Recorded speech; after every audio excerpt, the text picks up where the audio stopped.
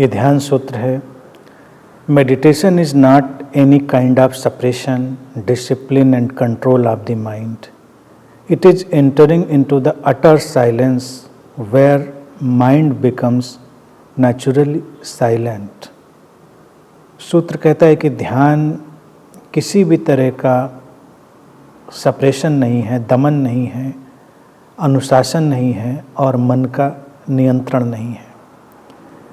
ये उस गहरे मौन में प्रवेश करना है जहाँ पर मन नैसर्गिक रूप से शांत हो जाता है. मन एक ऐसी घटना है जो जीवन के साथ हमको मिली हुई है.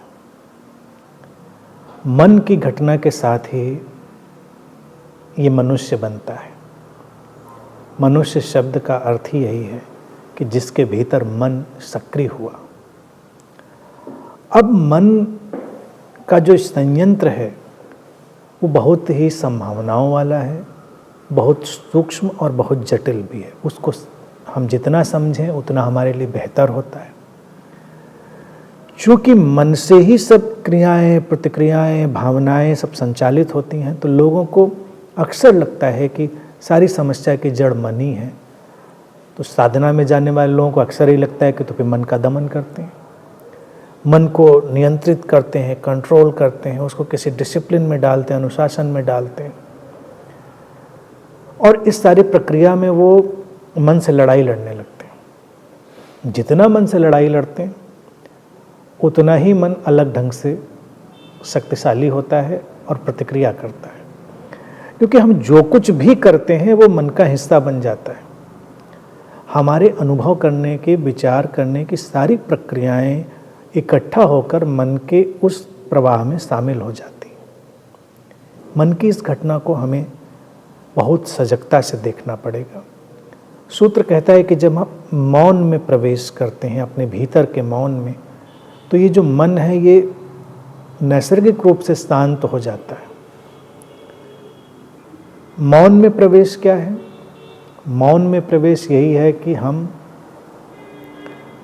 अपने भीतर के उस बिंदु को देखते हैं जहाँ पर कोई हलचल नहीं है, जहाँ पर एक स्थिरता है. उसी को हम इनर स्टिलनेस भी बोलते हैं, आंतरिक स्थिरता भी बोलते हैं.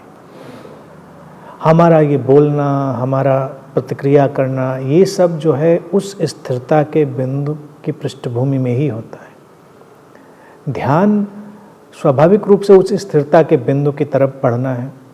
तो एक बार जब उधर बढ़ जाते हैं तो हम देखते हैं कि मन की जो घटना है वो अपने ढंग से अपनी यात्रा कर रही है.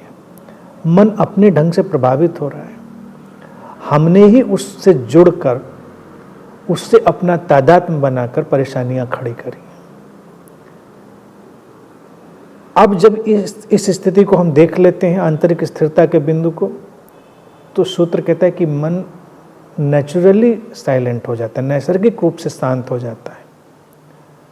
शांत हो जाने का अर्थ ये नहीं कि मन मिट जाता है. मन रहता है, लेकिन अब मन आक्रमण नहीं करता, हमको उलझाता नहीं. वो एक फंक्शनल यूटिलिटी की तरह, वो एक काम चलाऊ उपयोगिता की तरह रह जाता है.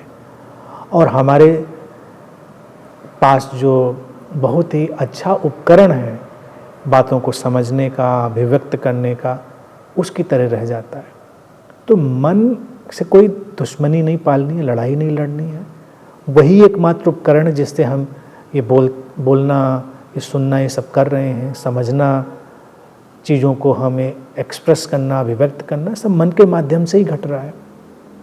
तो मन तो रहेगा. अब चूंकि ये मन एक ऐसी घटना है जो अंतर संबंधित भी है, तो मनोविज्ञान में हम इस चीज़ को समझने के प्रयास करते रहे हैं. हम जानते रहे हैं कि ये कलेक्टिव माइंड का भी एक ढंग है. तो हमारा जो मन, मेरा मन जैसा जान पड़ता है, वो वस्तुतः एक जागतिक मन का हिस्सा है. तो उस कलेक्टिव माइंड में तमाम हलचलें हो रही होती हैं. हम उस जागतिक मन को नियंत्रित तो कर नहीं सकते. तो इसलिए किसी भी तरह का ये सेपरेशन, डिसिप्लिन या कंट्रोल, ये सारा व्यर्थ है. मन का एक तटस्थ अवलोकन, अपने भीतर स्थिरता के बिंदु की खोज, वही एक उपाय है, वही इसको शांत करता है। अर्थात वो जैसा है उसको वैसा रहने देता है और उसकी उपयोगिता को हमारे लिए पूरी तरह प्रकट कर देता है। तो ये बात मन के संदर्भ में बहुत संक्षेप में हम समझ लें तो हमारे लिए बहुत उपयोगी होगी।